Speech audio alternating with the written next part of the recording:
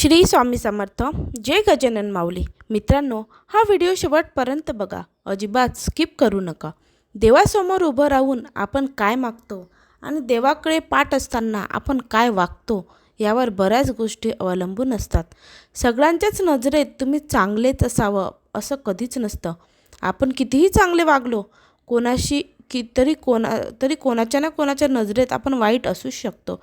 म्हणून सगळ्यांच्या नजरेत चांगलं असण्यापेक्षा मोजक्यांच्या आयुष्यात महत्त्वाचं असणं कधीही चांगलं असतं। काही पुण्य असेही करायचे ज्याचा साक्षीदार देवाशिवाय कोणीच नसावा। मुलांवर प्रेमाचं पांघरून घाला, पण दृष्टी झाकू नका। मुलांच्या सगळ्या लढाया आपणच लढू नये। चटके बसल्याशिवाय, अपमान पचविल्याशिवाय वाढ अपुरीच राहते। आयत्या सुखाला किंमत नसते, स्वकष्टाची भाकरीच गोड लागते। शिक्षण द्या, संस्कार द्या, अडचणीला आधार द्या। आयुष्यभर मुलं बसून खातील इतकं मागे ठेवूच नका।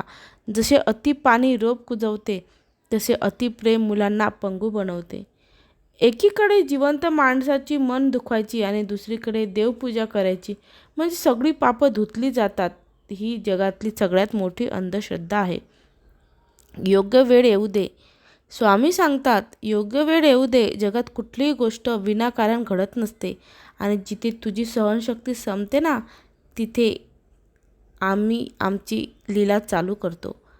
श्री स्वामी समर्थ। दुःख भोगणारा पुढे जाऊन सुखी राहू शकतो, पण दुःख देणारा कधीच सुखी होऊ शकत नाही। देवापेक्षा कर्माची भीती बाळगावी।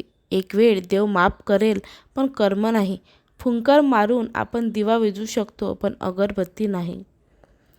हे मना, किती संकटे आली तरी खचू नकोस। विश्वास ठेव, चमत्कार अगदी शेवटच्या क्षणीसुद्धा होऊ शकतो। कारण अनंत कोटी ब्रह्मांड नायकाची स्वामी शक्ती आपल्या पाठीशी आहे आणि या शक्तीसाठी सर्व शक्य आहे। जिथे तुमचं असणं नसण्याबरोबर असतं, तिथे तुमचं नसणंच चांगलं असतं।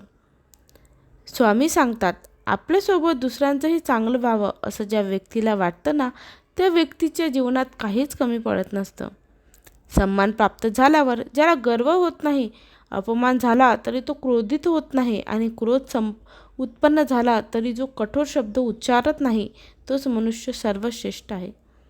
एकनिष्ठ राहा, सगळी कामे होतील। कारण देवाच्या दरबारात सुद्धा निष्ठेला आणि कष्टाला किंमत आहे।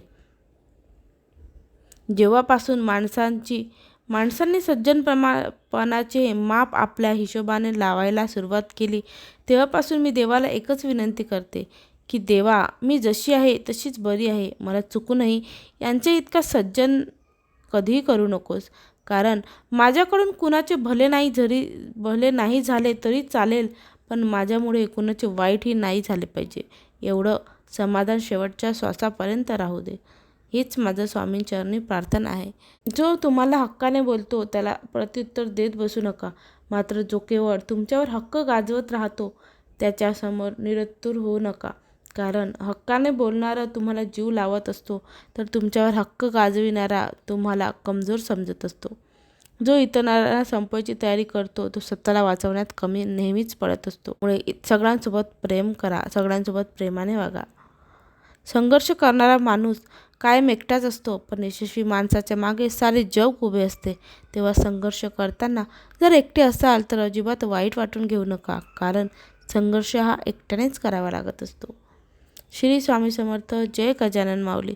मित्रांनो, तुम्हाला जर आजचा व्हिडिओ आवडला असेल तर चॅनलला सबस्क्राईब करा, व्हिडिओला एक लाईक करा आणि त्याचबरोबर कमेंटमध्ये श्री स्वामी समर्थ जय गजानन माऊली लिहायला विसरू नका, जेणेकरून तुमचंसुद्धा नाम जप होईल आणि तुम्हालासुद्धा पुण्य मिळेल।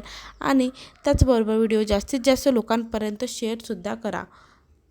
व्हिडिओ शेवटपर्यंत पाहिल्याबद्दल तुमचे मनापासून आभार। धन्यवाद।